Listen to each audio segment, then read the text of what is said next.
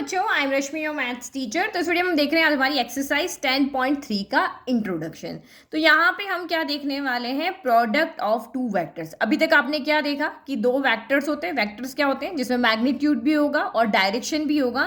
तो इस तरह के दो वेक्टर्स का हमने एडिशन देखा कि कैसे हम दो वेक्टर्स को ऐड करते हैं, कैसे हम दो वेक्टर्स को सबट्रैक्ट करते हैं। अब हम यहाँ पे देखेंगे कि कैसे दो वेक्टर्स का हम प्रोडक्ट फाइंड करते हैं। तो आप यहाँ पे सिंपल देखो, नंबर से रिलेट करके आप देखोगे, जैसे मुझे यहाँ पे मल्टीप्लाई करना है 4 को 3 से।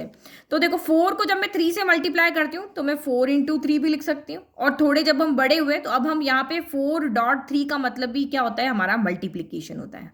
यही होता है, हम ऐसे भी लिख सकते हैं, ऐसे भी लिख सकते हैं। तो जब आप यहाँ पे प्रोडक्ट करोगे तो हम वेक्टर्स का प्रोडक्ट भी दो तरीके से कर सकते हैं। तो यहाँ पे दो तरीके का मतलब, यहाँ तो सेम है, प्रोडक्ट करना मतलब 4 का टेबल 3 टाइम बोलना या 3 का टेबल 4 टाइम बोलना। लेकिन यहाँ पे जब आप दो वेक्टर्स का प्रोडक्ट करोगे तो हमारे पास दो मेथड होते हैं उनके प्रोडक्ट फाइंड करने के।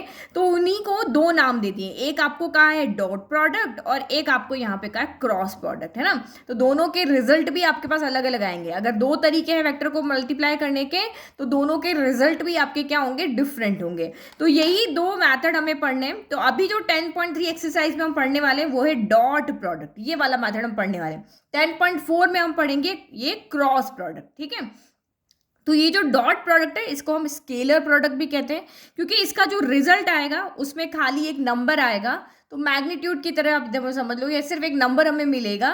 तो इसीलिए इसको, एक नंबर क्या होता है, स्केलर होता है, उसका कोई डायरेक्शन नहीं होता है, तो स्केलर प्रोडक्ट भी कहते हैं। लेकिन जब आप क्रॉस प्रोडक्ट करोगे तो यहाँ हमारे पास एक डायरेक्शन भी होगा, तो इसीलिए हम इसको कहेंगे वेक्टर प्रोडक्ट। तो ये हम पढ़ने वाले हैं अभी, डॉट प्रोडक्ट, वेक्टर प्रोडक्ट हम पढ़ेंगे 10.4 एक्सरसाइज में।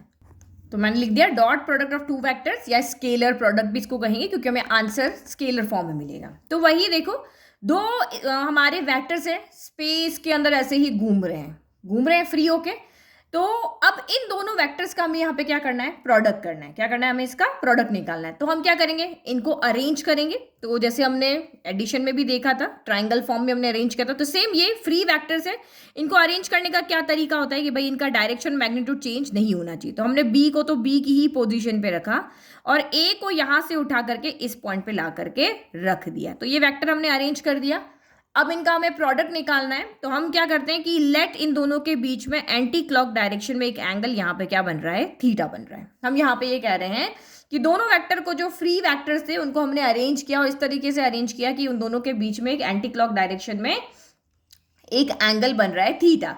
तो यहाँ पे अब इन दोनों वेक्टर का प्रोडक्ट्स कैसे निकालेंगे, तो उसमें थीटा भी इंक्लूड होगा। तो यहाँ पे क्या हो जाएगा कि vector A dot vector b, vector a का वेक्टर बी से जो मल्टीप्लीकेशन होगा वो क्या होगा, वेक्टर ए के मैग्नीट्यूड, वेक्टर बी का मैग्नीट्यूड, और ये हो जाएगा कॉस थीटा।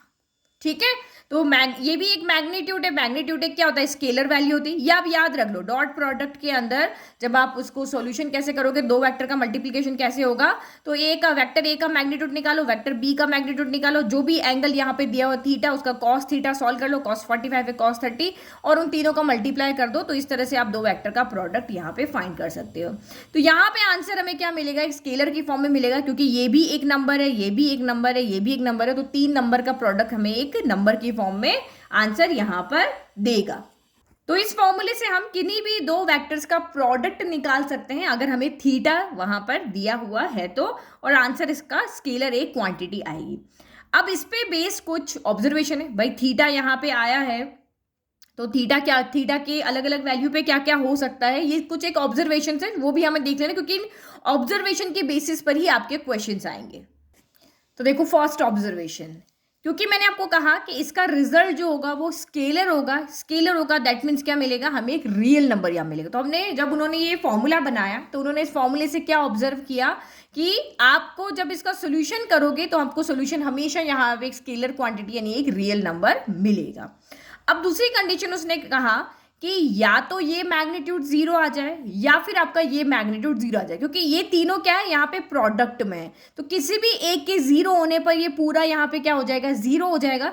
तो इसने कहा कि if either vector a equal to 0 हो या वेक्टर बी आपको 0 हो तो थीटा डिफाइन ही नहीं होगा।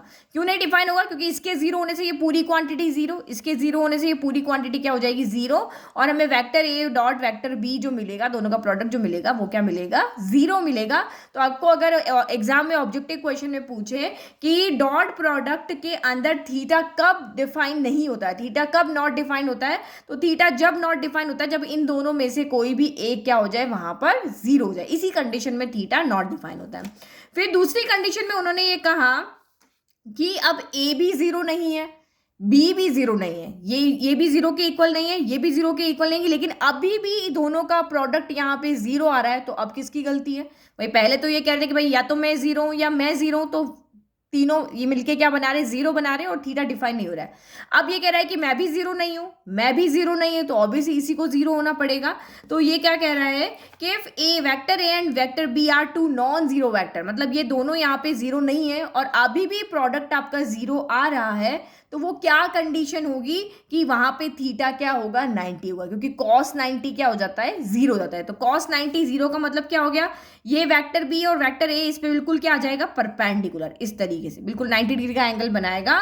तो cos 90 0 होने पर भी आपका दोनों में का प्रोडक्ट 0 होगा, या इन दोनों में से किसी एक के 0 होने पर प्रोडक्ट 0 होगा। तो कंडीशन याद रखो, इन दोनों के 0 होने पर थीटा डिफाइन नहीं होगा, और ये दोनों 0 नहीं और अभी भी प्रोडक्ट 0, तो वो क्या कंडीशन है कि थीटा 90 डिग्री यहां पर है।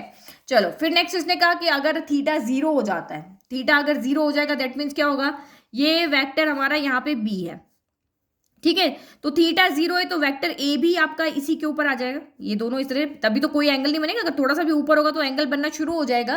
लेकिन 0 का मतलब क्या है, वेक्टर ए भी यही है, वेक्टर बी भी यही है। तो cos 0 कितना होता है, cos 0 थीटा इक्वल टू 0 के ना, cos 0 होता है 1, तो वेक्टर ए डॉट वेक्टर बी यानी दोनों का प्रोडक्ट जो है वो दोनों के मैग्नीट्यूड के प्रोडक्ट के क्या हो जाएगा इक्वल आ जाएगा। तो दोनों बिल्कुल यहाँ पे एक दूसरे पर ओवरलैप कर रहे हैं, तो हम यहाँ पे ये भी ले सकते हैं कि वेक्टर ए डॉट वेक्टर ए क्या होगा, यहाँ पे ये जो आपका मैग्नीट्यूड है उसका होल स्क्वायर, क्योंकि यहाँ पे भी 2 बार आ जाएंगे ना, अगर बी और ए क्या हो गए सेम ही हो गए, तो बी और ए जब सेम है तो इन दोनों का यहाँ पे होल स्क्वायर लिख सकते हैं जब थीटा क्या हो आपका 0 डिग्री हो, ठीक है। फिर फिफ्थ कंडीशन में कहना है कि अगर थीटा 0 भी ना हो 90 भी ना हो, 0 क्या हो जाए पाई हो जाए।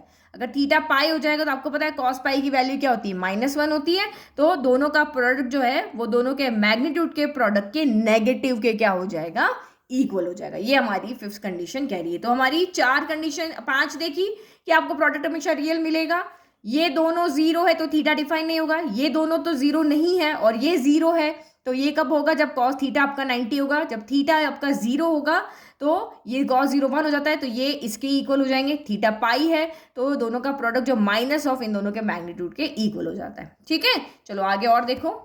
नाउ सिक्स कंडीशन क्या कह रही है कि ये कोई हमारा एक वेक्टर है कंपोनेंट फॉर्म का, ये वेक्टर भी है। अब आप इनका जब प्रोडक्ट कर रहे हो तो प्रोडक्ट करने का क्या तरीका होता है, पहले जो एक्स आई है वो तीनों से मल्टीप्लाई होगा, फिर वाई जे तीनों से होगा, फिर जेड के तीनों से होगा, यही हमारा होगा। तो जब आपका एक्स आई यहाँ पे तीनों से होगा तो हमारे पास कंडीशन आएगी, जब आप प्रोडक्ट इस तरह से करोगे तो आपके पास कंडीशन आएगी कि आई का प्रोडक्ट आई से हो सकता है, जे का प्रोडक्ट जे से हो सकता है, और के का प्रोडक्ट आपका के साथ में हो सकता है, या फिर क्या होगा आई का प्रोडक्ट जे के साथ हो जाए, आई का प्रोडक्ट जो है वो आपका के साथ हो जाए, या फिर आई का प्रोडक्ट आपका या जे का प्रोडक्ट के साथ हो जाए, इस तरह से, मतलब सेम सेम और डिफरेंट डिफरेंट। तो इसका आंसर यहाँ पे क्या होगा, तो देखो जब आप सेम सेम यहाँ पे काम कर रहे हो तो यही हमारा जो फॉर्मूला था आई डॉट आई कैप, तो यानी क्या हो जाएगा modulus of I cap, modulus of I cap, और ये कॉस कितना हो जाएगा आपका, क्योंकि सेम है, ये भी आई है ये भी आई है, तो एंगल क्या बनेगा, दोनों एक दूसरे पर ओवरलैप करेंगे तो एंगल क्या बनेगा 0 बनेगा, तो cos 0 हो गया। तो यानी कि यहाँ पे क्या हो गया मॉड्यूलस ऑफ आई कैप, आई का मतलब क्या होता है 1 होता है ना, तो ये 1 हो गया, यहाँ पे भी क्या हो गया 1 हो गया, और यहाँ पे भी हो गया cos 0 भी 1, तो यानी कि 1 आंसर आएगा। यानी सेम सेम का जब आप प्रोडक्ट करोगे तो आंसर क्या आएगा आपका यहाँ पर 1 आएगा, ठीक है। और जब आप अलग अलग का करोगे, जैसे कि आई का जे के साथ, जे का के साथ, तो ये क्या होगा, ये कंडीशन होगी cos 90 की, आई और जे के बीच में कितना एंगल बनेगा यहाँ पे, क्योंकि आपको पता है ना ये आई इसके ऊपर लेते हैं, ये इस पे जे लेते हैं और ये के लेते हैं, तो इनके बीच में एंगल कितना होता है आपका 90 डिग्री का, तो cos 90 कितना होता है 0। तो जब अदर आप करोगे तो ये वैल्यू क्या हो जाएगी यहाँ पे 0। तो ये बात यहाँ पे याद रखनी है। ओवरलैप जब कर रहे हैं तो एंगल 0 है तो cos 0 1 होता है, तो इसीलिए आपका आ गया। और जब आप अलग अलग करोगे तो ये भी 1 आएगा, ये भी आपका 1 है, लेकिन cos 90 का 0 कर देगा तो ये सारी वैल्यू 0 हो जाएगी। जब हम प्रोडक्ट करेंगे तब आपको यहाँ पे समझ में आएगा। फिर नेक्स्ट प्रॉपर्टी 7 कहती है कि जो स्केलर प्रोडक्ट होता है वो कम्यूटेटिव होता है। स्केलर क्यों कह रहे हैं? क्योंकि आंसर आपको क्या यहाँ पे मिल रहा है, एक नंबर की फॉर्म में मिल रहा है ना, तो स्केलर प्रोडक्ट ही तो हुआ, ये डॉट प्रोडक्ट स्केलर हुआ, तो ये कम्यूटेटिव होता है। मतलब आप ए का बी से मल्टीप्लाई करो या बी का ए से करो, आपको आंसर सेम मिलने वाला है। अब आपको यहाँ पे कह रहा है कि आप एंगल निकाल के बताओ दो नॉन जीरो वैक्टर्स के बीच में। तो थीटा हमारे पास यही जो हमारा डॉट वाला फॉर्मूला हमने वाली है, क्योंकि यहाँ कॉस थीटा है तो हमें यहाँ पे थीटा की वैल्यू चाहिए, तो थीटा को छोड़ के बाकी सबको उधर ट्रांसफर कर दो, तो ये सीधा आपका एंगल निकालने का फॉर्मूला हो जाएगा। तो पहले ये दोनों मैग्नीट्यूड वाले नीचे आ जाएंगे, ऊपर प्रोडक्ट में तो नीचे आ जाएंगे ना, तो इक्वल टू आपका कॉस थीटा हो गया। अब हमें थीटा निकालना है तो कॉस को उधर भेज दो, तो ये आपका cos inverse vector a dot vector b divided by magnitude of A magnitude of b, तो ये आपका यहाँ पे थीटा हो गया, यानी ये थीटा निकालने का आपके पास फॉर्मूला हो गया। ठीक है, चलो अब इसकी भी प्रॉपर्टीज होगी, वही कम्यूटेटिव डिस्ट्रीब्यूटिव प्रॉपर्टी होगी यहाँ पर हमारे पास ये, क्योंकि हमने यहाँ प्रोडक्ट कर रहे हैं, जैसे हमने एडिशन किया तो एडिशन की भी अलग अलग प्रॉपर्टी, कम्यूटेटिव थी, एसोसिएटिव थी, डिस्ट्रीब्यूटिव थी, तो यहाँ पे कम्यूटेटिव तो है, हमने यही लिख करके बता दिया। अब और दो प्रॉपर्टी वो भी लिखते हैं, तो ये देखो दो प्रॉपर्टी हमारी स्केलर प्रोडक्ट की।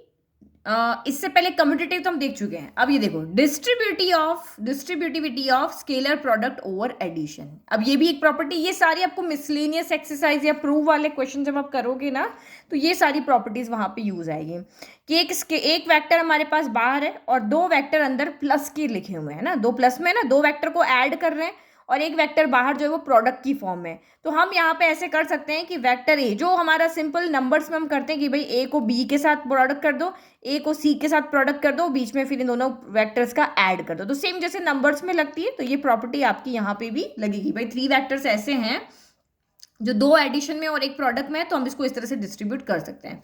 फिर let vector and vector b यानी 2 वेक्टर्स है और लैम्बडा को एक स्केलर है, तो इन तीनों का हम प्रोडक्ट कैसे कर सकते हैं? तो आप कैसे भी पेयर बना सकते हो कि भाई पहले लैम्बडा को वेक्टर ए से मल्टीप्लाई कर दो, फिर आपका वेक्टर आएगा उसको बी से कर दो, ऐसे भी कर सकते हो। या वेक्टर ए का वेक्टर बी से मल्टीप्लाई कर दो, फिर आपका जो वेक्टर आपकी फॉर्म में आंसर आएगा उसको लैम्बडा से मल्टीप्लाई कर दो। या आप ऐसा भी कर सकते हो कि लैम्बडा को पहले बी वेक्टर से मल्टीप्लाई करके फिर आप उसको ए से मल्टीप्लाई कर सकते हो, तो लैम्बडा हर जगह से डिस्ट्रीब्यूट हो सकता है। फिर आपको कह रहे हैं कि अगर 2 वेक्टर आपको कंपोनेंट फॉर्म में दिए हुए हैं, इस तरीके से फॉर्म में दिए, तब आप उनका प्रोडक्ट कैसे करोगे? तो अभी जस्ट देखो, ये मैंने बताया ए डॉट बी, तो वो कॉस थीटा वाला है ना, वो नहीं लेंगे, सिंपल हमें प्रोडक्ट करना है। तो प्रोडक्ट करने के लिए अभी जस्ट मैंने आपको पीछे बताया था क्या होता है कि सेम जब भी होंगे, आई का आई से करोगे, जे का जे से करोगे, या फिर के का के से करोगे, तो आप याद रखो कि दोनों ओवरलैप करते तभी होती है। कॉस 0 क्या होता है 1 होता है, तो यहाँ पे आई डॉट आई क्या हो जाएगा 1, जे डॉट जे 1, कॉस 0 1 होता है ना, बस ये सोचो। और अगर उल्टे हो गए, आई का के के साथ है या जे का के साथ है, तो यहाँ पे 0, क्योंकि cos 90 क्या होता है आपका 0 होता है, ये चीज दिमाग में रखो। तो क्योंकि अपोजिट आई का जे के साथ करोगे 0, आई का के साथ करोगे 0, जे का आई के साथ करोगे 0, जे का के साथ करोगे 0, तो सारा कुछ फैला के नहीं लिख रहे, थोड़ा स्मार्टली काम कर रहे हैं कि आई का आई के साथ करने पर ही 1 आएगा, तो हम सिर्फ आई का आई के साथ करें, तो a1 b1 हो जाएगा। ये क्या हो जाएगा a1 और ये b1 और आई कैप का आई कैप के साथ में, फिर जे का जे के साथ में कर लो, क्योंकि हमें पता है कि अगर मैंने इसका इसके साथ और इसका इसके साथ किया तो वैसे भी 0 हो जाना है इसकी वजह से। फिर a2 का b2 के साथ में और ये जे कैप हो गया। फिर आपका यहाँ पर a3 का b3 के साथ में और ये के कैप हो गया। अब इनकी वैल्यू तो हमने पीछे अभी देखी थी, प्रॉपर्टी के अंदर ये 1 होती है, तो a1 b1 आया, यहाँ से a2 b2 आया और यहाँ से a3 b3 आया। तो अगर आप अब आगे अब इस तरह के हमारे पास क्वेश्चन आएंगे एक्सरसाइज के अंदर, तो हम सीधा इस प्रॉपर्टी का यूज करके क्या लिख देंगे कि भाई इन दोनों का प्रोडक्ट जो है वो आई का आई के साथ, जे का जे के साथ, के का के साथ करने से हमारा काम हो जाएगा। ठीक है, तो जब हमें एंगल दिया ही नहीं होगा तो हम सीधा वेक्टर्स का मल्टीप्लाई करके इस फॉर्मूले की हेल्प से कर लेंगे। नाउ नेक्स्ट टॉपिक है हमारा projection of a vector on a line. वो भी देखते हैं, 2 है, मतलब प्रोजेक्शन है वेक्टर का लाइन के ऊपर और प्रोजेक्शन है वेक्टर का वेक्टर के ऊपर। तो देखो प्रोजेक्शन क्या होता है, प्रोजेक्शन का अगर सिंपल भाषा में आप यहाँ पे समझो तो आपके स्कूल में आपने प्रोजेक्टर देखे होंगे, आपको सामने वाइट बोर्ड होता है, पर्दा सा होता है, उसके ऊपर आप क्या करते हो, एक मशीन होती है, वहां से आप अपना जो भी वीडियो है या उसके ऊपर आप प्रोजेक्ट कर देते हो, है ना। तो प्रोजेक्ट का मतलब क्या होता है कि इस ये जो आपकी प्रोजेक्शन मशीन है, इसके अंदर जो भी चल रहा है उसकी छाप सामने पर्दे पर छोड़ देना, उसकी छाया वहां पे एज इट इज बना लेना। तो ये भी चीज समझ सकते हो। या फिर आप यहाँ पे देखो कि जैसे मैंने यहाँ पे ये एक पेंसिल रखी है ना, अब इधर से देखो लाइट आ रही है ना, इधर से लाइट आ रही है तो इसकी छाया कहाँ पड़ रही है, इस तरफ पड़ रही है। इधर से लाइट आएगी तो इधर पड़ेगी, इधर से लाइट आएगी तो इधर पड़ेगी। तो ये जो इसकी छाया कहलाती है ना, ये जो नीचे की तरफ इसकी छाया आ रही है, अभी तो थोड़ी कम दिख रही है, मान लो कि यहाँ से यहाँ तक आ रही है। ये जैसे मैंने ये किए ऐसी चीज रख दी, अब देखो इसकी छाया कितनी बड़ी आ रही है ना। तो ये जो छाया है ये इसका यहाँ तक क्या है, प्रोजेक्शन है, इसका कहाँ तक प्रोजेक्शन हो रहा है, तो ये हमारा प्रोजेक्शन होता है। समझ में आ गया ना, तो इजीली आपको यहाँ पे कर लोगे। तो हमें क्या करना है, एक वेक्टर का प्रोजेक्शन देखना है एक लाइन के ऊपर। तो एक हमारे पास वेक्टर होगा, एक हमारे पास लाइन होगी, तो उस वेक्टर का क्या प्रोजेक्शन होगा वो कैसे हम यहाँ पे फाइंड करेंगे। तो सपोज हम यहाँ पे कोई एक वेक्टर ले लेते हैं ए बी, ठीक है। तो ये हमने यहाँ पे ए बी एक हमने कोई वेक्टर ले लिया, ठीक है। वेक्टर है तो उसके साथ इनिशियल पॉइंट भी होगा, टर्मिनल पॉइंट भी होगा, कोई ना कोई उसका मैग्नीट्यूड भी यहाँ पे होगा। और ये एक मैंने एक लाइन ले ली है जो डायरेक्टेड है, मतलब इसका आपको डायरेक्शन पता है कि ये लाइन इस तरफ से मूव कर रही है। अब हमें क्या करना है, इस वेक्टर का इस लाइन पे प्रोजेक्शन चाहिए। तो प्रोजेक्शन चाहिए तो आपको यहाँ पे क्या करना पड़ेगा, बल्ब जलाना पड़ेगा भाई। ऊपर इसका इस वेक्टर की छाप इस पे कैसे पड़ रही है, इसकी छाया कैसे पड़ रही है, छाया तभी पड़ेगी ना जब आप बल्ब जलाओगे। तो हम यहाँ पे ऐसी जगह बल्ब जलाते हैं कि ये जो है इसके साथ 90 डिग्री का एंगल यहाँ पे बना। ये जो वेक्टर का जो बी पॉइंट है ना, टर्मिनल पॉइंट, ये इस पे इस डायरेक्टेड लाइन पे क्या हो जाए, परपेंडिकुलर हो जाए, और यहाँ पे एंटी क्लॉक डायरेक्शन में एंगल क्या बना ले, थीटा बना ले। ऐसा हम यहाँ पे अपने हिसाब से एक प्रोजेक्शन यहाँ पे डलवा रहे हैं। तो ये मैंने यहाँ पे बना दिया 90 डिग्री का एंगल। तो अब जो छाया पड़ेगी ना वो कैसे पड़ेगी, देखो यहाँ से टच हो रही है, यहाँ से परपेंडिकुलर है, तो वो छाया पड़ेगी ए से लेकर के इस सी पॉइंट तक पड़ेगी, ठीक है। तो इस वेक्टर का इस डायरेक्टेड लाइन पे जो प्रोजेक्शन है वो क्या होगा, ए सी। ए सी प्रोजेक्शन मतलब क्या हो गया, ए से सी तक की डिस्टेंस, इसको हम यहाँ पे क्या कह रहे हैं, प्रोजेक्शन कह रहे हैं। अभी हम इसको प्रोजेक्शन वेक्टर नहीं कह रहे, ओनली जब हम डिस्टेंस की बात कर रहे हैं तो ये प्रोजेक्शन है जिसको हम पी से यहाँ पे डिनोट कर रहे हैं। अगर आप इसको प्रोजेक्शन वेक्टर कहोगे तो आपको इसमें डायरेक्शन को भी यहाँ पे क्या करना पड़ेगा, इंक्लूड करना पड़ेगा। ओके तो अब हमें इस प्रोजेक्शन को निकालना है कि भाई ए से सी तक की डिस्टेंस कितनी है। मैंने ए सी प्रोजेक्शन ले लिया, तो एक्चुअल में जो प्रोजेक्शन है उसको हम अगर डिस्टेंस की बात कर रहे हैं तो वो हमारा यहाँ पे क्या हो जाता है, मैग्नीट्यूड हो जाता है। क्या हो जाता है, मैग्नीट्यूड हो जाता है। तो हम यहाँ पे क्या निकाल रहे हैं, मैग्नीट्यूड निकाल रहे हैं किसका, इस प्रोजेक्शन का, यानी कि ए सी का। तो ये आपका मैग्नीट्यूड यहाँ पे कैसे निकलेगा, तो आप यहाँ पे देखो ये एक राइट एंगल ट्राइंगल है, क्योंकि मैंने अभी कहा ये परपेंडिकुलर है। तो परपेंडिकुलर है तो आप यहाँ पे देखो कॉस थीटा क्या हुआ, हमने कॉस थीटा इसलिए लिया क्योंकि ये मुझे फाइंड करना है, ये मुझे गिवन है, क्योंकि आपको जो वेक्टर होगा उसका मैग्नीट्यूड पता होगा, उसका डायरेक्शन पता होगा, हमें ए सी निकालना है, ये गिवन है। जो गिवन और उन्हीं के बीच में रिलेशन बनता है, तो कॉस थीटा कितना होता है आपका, बेस अपॉन हाइपोटेनियस होता है। तो बेस कितना है आपका यहाँ पर, ए सी है। तो ए सी हमारा प्रोजेक्शन है, यानी मैग्नीट्यूड है, एक स्केलर क्वांटिटी। और हाइपोटेनियस भी हम यहाँ पे क्या लेंगे, ये स्केलर है तो ये भी स्केलर लेना पड़ेगा, तो मैग्नीट्यूड ऑफ ए लेंगे। तो ए सी कितना हो जाएगा, ये उधर मल्टीप्लाई हो जाएगा, तो यानी कि magnitude of a cos theta equal to a c. ये हमारे पास फॉर्मूला है इस प्रोजेक्शन की डिस्टेंस निकालने का। तो मैंने यहाँ पे कैसे निकाला वो आपको बता दिया। तो मैग्नीट्यूड, ठीक है, तो मैंने लिख दिया मैग्नीट्यूड निकालने का फॉर्मूला क्या हो गया, vector a b cos theta. कैसे आया आपको समझ में आ गया। या फिर हम वेक्टर ए को ये जो मैग्नीट्यूड ए है ना, ए की जगह हम ए बी भी लिख सकते हैं। तो ये हमारा यहाँ पे क्या फॉर्मूला गया, क्योंकि एक प्रोजेक्शन है एक वेक्टर का लाइन के ऊपर, तो आप इस फॉर्मूले की हेल्प से उस प्रोजेक्शन को, प्रोजेक्शन मीन्स दो पॉइंट के बीच की डिस्टेंस, ए से सी तक की डिस्टेंस। अब दूसरी कंडीशन ये है हमारी यहाँ पे कि वेक्टर का ही वेक्टर पे प्रोजेक्शन है, ये भी वेक्टर होगा, नीचे वाला भी आपका वेक्टर होगा। तो वेक्टर से वेक्टर पे जब प्रोजेक्शन होगा तब ये फॉर्मूला वहां पे काम नहीं करेगा, क्योंकि इसका भी कोई फिक्स डायरेक्शन होगा, मैग्नीट्यूड होगा, इसका भी कोई फिक्स डायरेक्शन होगा, मैग्नीट्यूड होगा। तो जब दोनों का ही पता है तो प्रोजेक्शन कैसे निकालेंगे, तो एक सिंपल फॉर्मूला आप उसको याद कर लो, ठीक है। तो ये हमारा फॉर्म प्रोजेक्शन ऑफ वेक्टर है। इरादा आप उसको डिटेल में मत जाओ कि ये कैसे आया है, सिंपल आप इसको याद कर दो कि वेक्टर का वेक्टर पे प्रोजेक्शन, देखो जो पहला होगा ना वो एज इट इज रहेगा, ए वेक्टर ए का बी के ऊपर, वेक्टर ए ऊपर है ना, तो पहला वाला एज इट इज रहेगा, दूसरे वाले पे कैप, बी कैप यानी यूनिट वेक्टर बन जाएगा। अगर बी का ए पे होगा तो वेक्टर बी रहेगा, यहाँ पे ए के साथ में क्या लग जाएगा, कैप लग जाएगा। तो डायरेक्ट फॉर्मूला है, आप इसको यहाँ पे क्या कर लोगे, याद कर लोगे। अब इसके ऊपर रिलेटेड भी कुछ ऑब्जर्वेशन है, उसको भी हम यहाँ पे देख लेते हैं। अच्छा, ऑब्जर्वेशन से पहले देखो, अगर आपको बी कैप नहीं पता है तो यूनिट वेक्टर का क्या फॉर्मूला होता है, vector b upon magnitude of vector b, यही होता है ना फॉर्मूला। तो बी कैप आप निकालोगे कैसे, वेक्टर बी को उसी के ही मैग्नीट्यूड से डिवाइड करके और हम बी कैप को निकालेंगे। ये हम पहले कर चुके इस तरह के क्वेश्चंस। चलो अब ऑब्जर्वेशन देखते हैं। अब ये कह रहा है कि देखो थीटा, इसके ऑब्जर्वेशन देख रहे हैं, अगर थीटा 0 हो जाता है तो कॉस 0 कितना होता है, 1। तो यहाँ पे लिखोगे this implies magnitude of which, projection P या मैग्नीट्यूड ऑफ ए सी।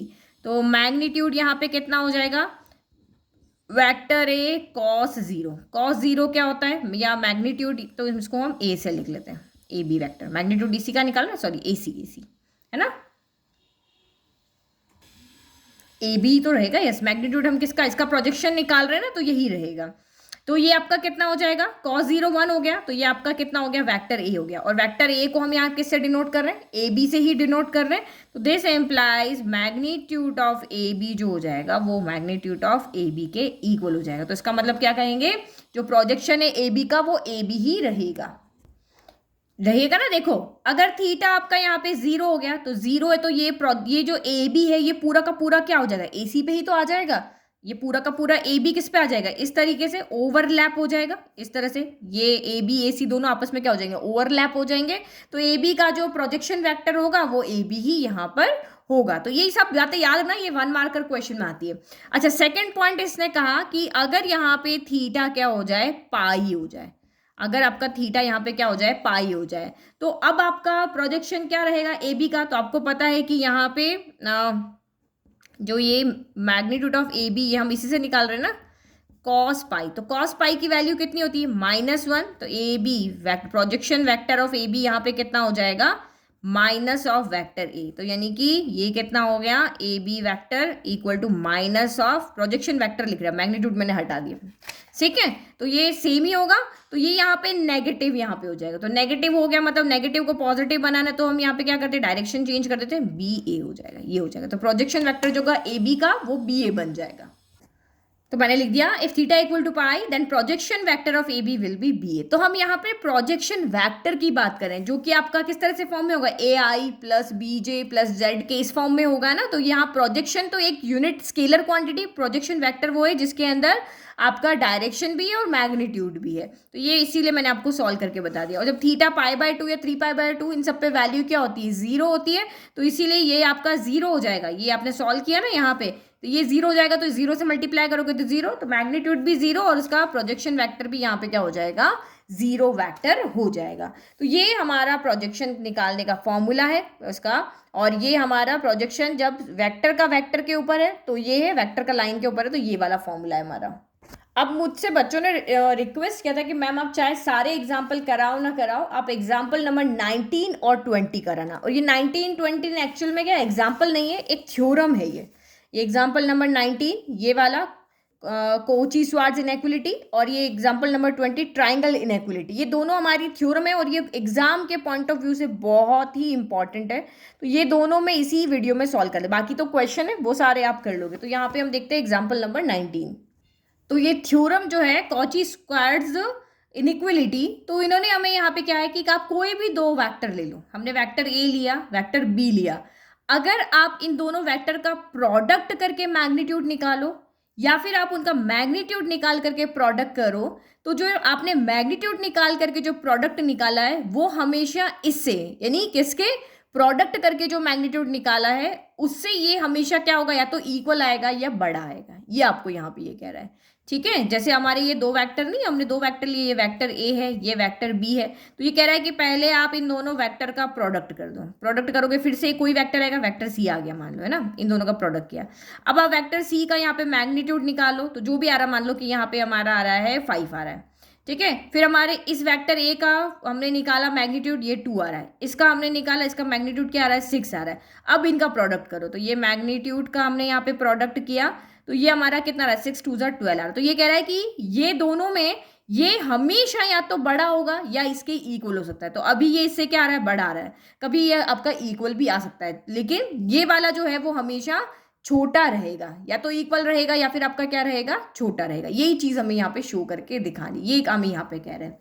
तो आप यहाँ पे देखो, एक फर्स्ट कंडीशन अगर हम यहाँ पे लेते हैं कि इन दोनों में से कोई भी एक क्या हो जाए, यहाँ पे जीरो हो जाए, चाहे तो वेक्टर ए की वैल्यू जीरो हो जाए या वेक्टर बी की वैल्यू जीरो हो जाए, तो आप प्रोडक्ट करोगे तब ये इधर वाला भी जीरो आ जाएगा और इधर वाला भी जीरो आ जाएगा। तो जीरो के लिए तो ये आपका प्रूव हो रहा है, ठीक है, हमें तो सारे नंबर्स के लिए दिखाना है ना।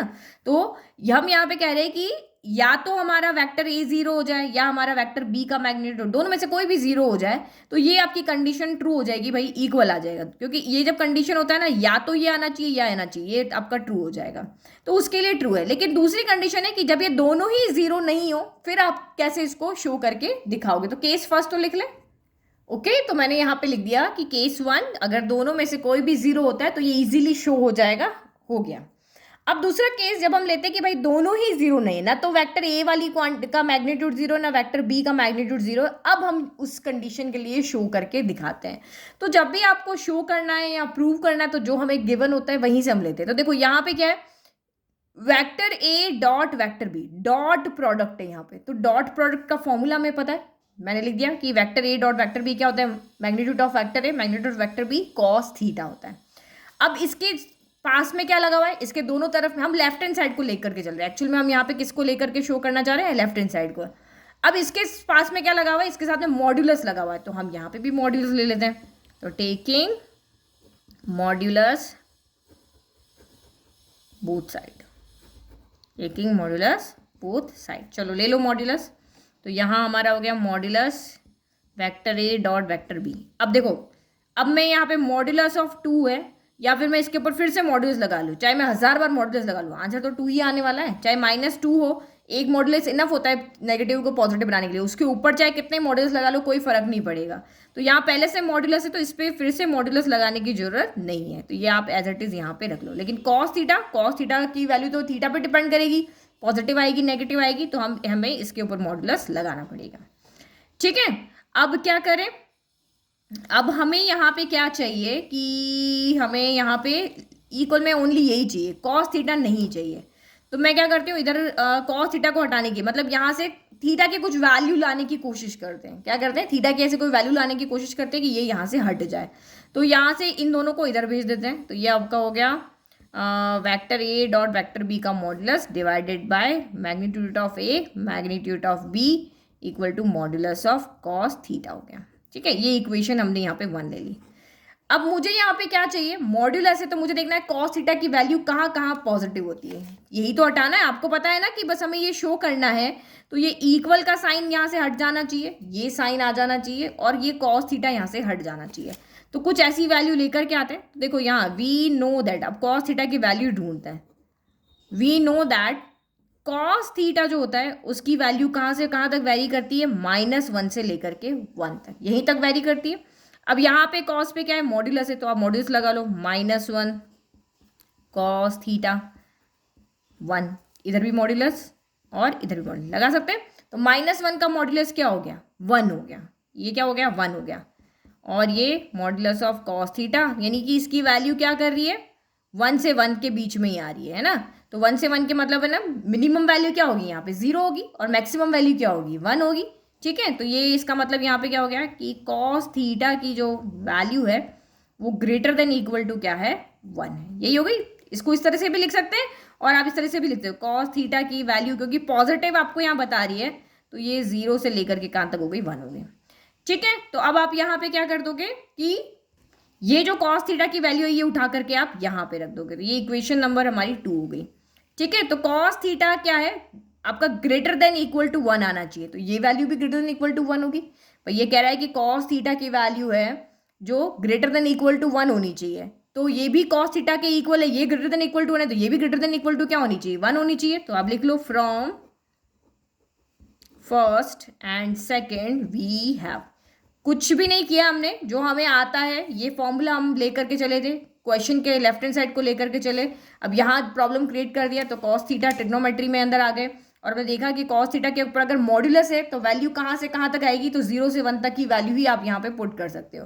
मतलब cos theta greater than equal to क्या होना चाहिए, 1 होना चाहिए। तो ये ग्रेटर देन इक्वल टू 1 है तो ये भी होना चाहिए। तो from first and second vector A dot vector B divided by magnitude of A magnitude of B भी क्या होना चाहिए, ग्रेटर देन इक्वल टू 1 होना चाहिए। जो ये कह रहा है वो का वो ये भी कहना चाहिए।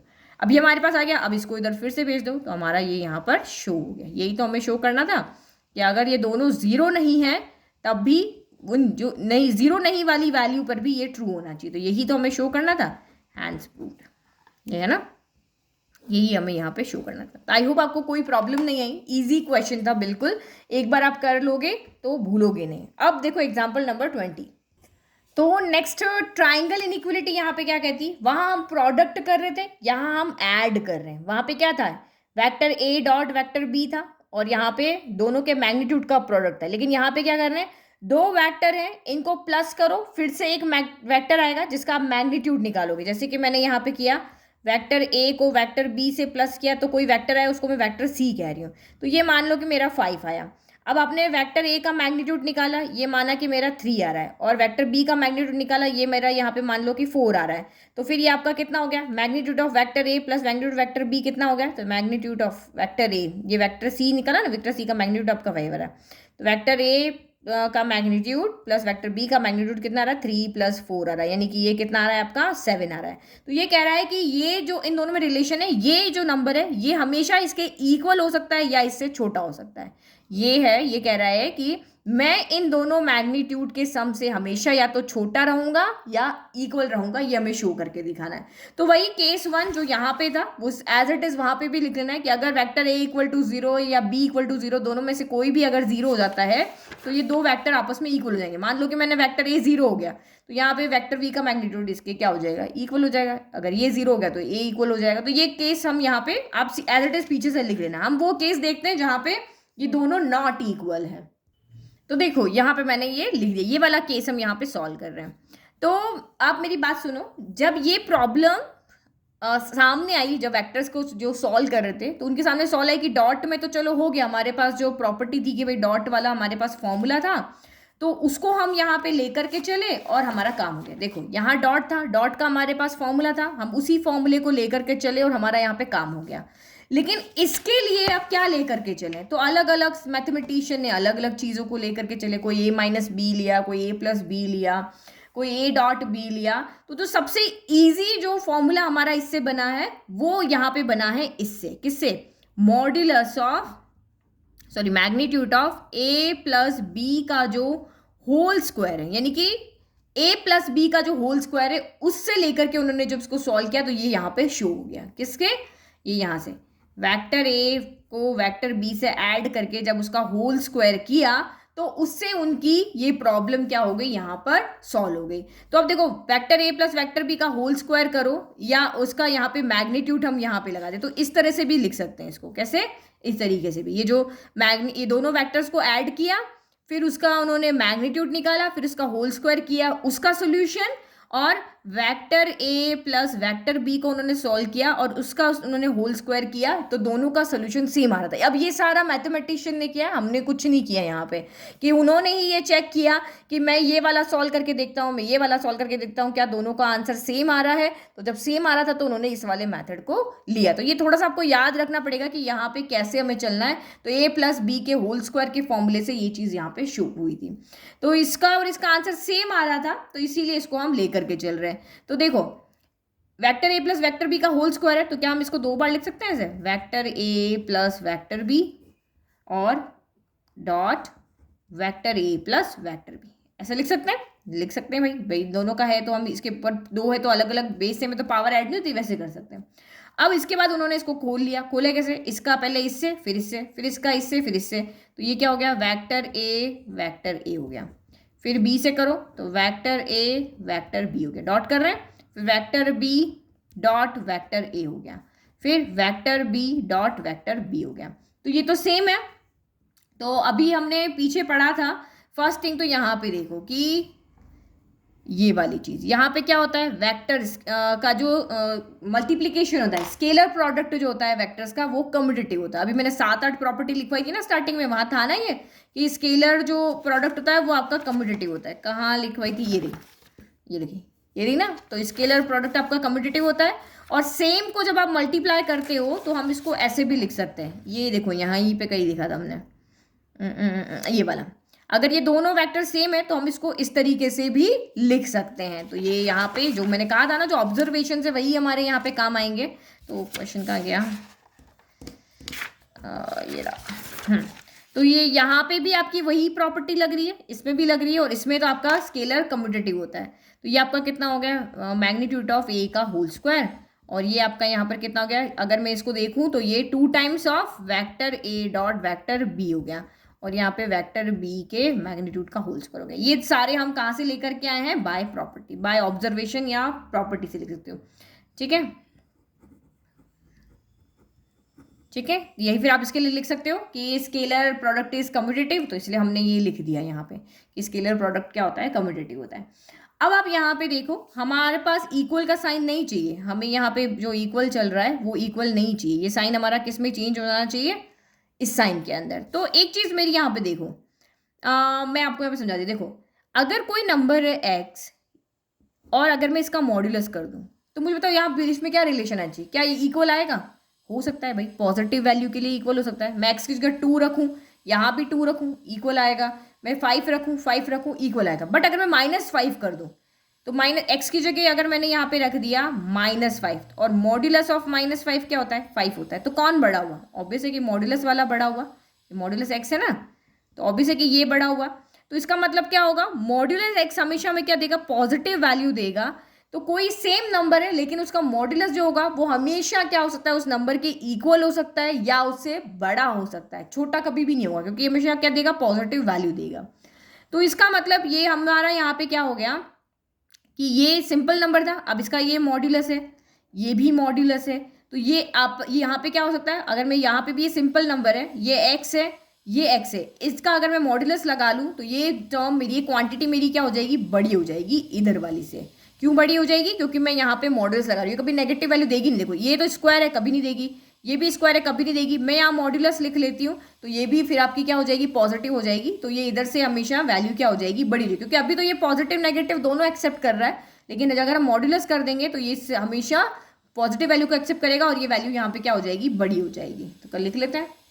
ठीक है, तो ये साइन हमारे पास आ गया। अब a² + b² + 2ab को हम यहाँ पे क्या लिख सकते हैं, तो ये हम लिख सकते हैं a + b का होल स्क्वायर लिख सकते हैं। ठीक है, तो लिख लेते हैं यहाँ पे, ये क्या हो जाएगा आपका vector magnitude of a + magnitude of b का होल स्क्वायर लिख सकते हैं।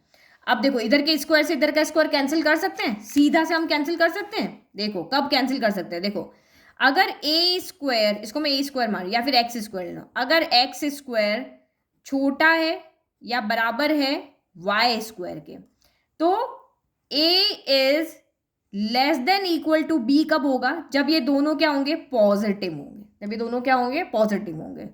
अगर नेगेटिव होंगे तो वो अलग कंडीशन होगी। तो हम सिर्फ एक कंडीशन ले रहे हैं कि ये आपके यहाँ पे क्या होने चाहिए, पॉजिटिव होने चाहिए। ठीक है, तो हम यहाँ पे लिख ले रहे हैं हटा के कि ओनली हम पॉजिटिव वैल्यू के लिए ले रहे हैं। तो ये आपका क्या हो गया, magnitude of a + magnitude of आपका कितना हो गया, b हो गया। और यही हमें शो करना था, ये देखो यही हमें शो करना था। अच्छा, आपने इससे ना लेकर के ये वाला जो यहाँ से हम यहाँ पे गए हैं ना, ये आप एग्जाम्पल नंबर 19 से भी कर सकते हो। ये वाला, ये इसको जो हमने इसमें चेंज किया ना, ये साइन, ये जो हमने चेंज किया, ये आप इससे भी कर सकते हो फ्रॉम एग्जाम्पल नंबर 19 से। एग्जाम्पल नंबर 19 हमारा क्या कह रहा था कि दो अगर वेक्टर का प्रोडक्ट करके उसका मैग्नीट्यूड निकालो तो फिर वो क्या हो जाता है, वो <= होता है किसके, magnitude of a magnitude of b के प्रोडक्ट के।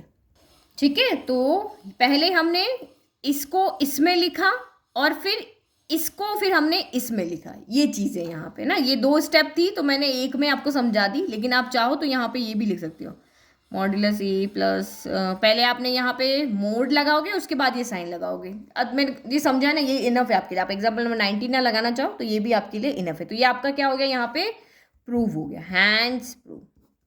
ठीक है, तो आई होप आपको दोनों एग्जाम्पल्स भी यहाँ पे अच्छे से समझ में आ गए। तो ये हमारी 10.3 हो गई। अब नेक्स्ट वीडियो में हम 10.3 एक्सरसाइज को सॉल्व करेंगे। Thank you. अच्छा, एक और चीज़ बता देती हूँ मैं ना, ये कोलिनियरिटी शो वाले क्वेश्चन भी होंगे आपके, है ना। तो ये अभी हमने जस्ट लिखा, तो a प्लस बी, यानी आप ट्राइंगल में देखोगे तो a प्लस बी क्या है, यहाँ पर ए सी है। वेक्टर a की जगह क्या लिखा है, ए बी, और वेक्टर b की जगह क्या लिखा है, बी सी लिखा। तो इन्होंने a प्लस बी को ए सी कर दिया, ये इसके लिए जगह इसकी जगह कर दिया।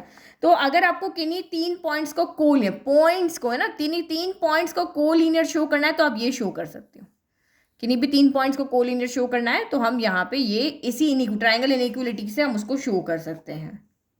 देखो ये आपको एग्जाम्पल भी दिया हुआ है ना, ये 21। तो आपको यहाँ पे क्या शो दैट द पॉइंट्स का है, बट ये पॉइंट्स नहीं है, ये क्या है, वेक्टर्स है आपके, क्योंकि इसमें मैग्नीट्यूड भी है और इसका डायरेक्शन भी। तो आपको इसमें से पॉइंट्स निकालने पड़ेंगे। तो -2 3 5 हो जाएगा, 1 2 3 हो जाएगा, और ये आपका 7 0 -1 हो जाएगा। तो फिर आप उसमें से पॉइंट्स के अकॉर्डिंग लेंथ निकालोगे। इन्होंने वेक्टर से किया है, आप उसको लेंथ, क्योंकि देखो लास्ट में आपका मैग्नीट्यूड ही आ रहा है, तो आप सीधे यहाँ से पॉइंट उठा लो, डिस्टेंस के फॉर्मूले से मैग्नीट्यूड निकाल करके और इसको शो कर सकते हो।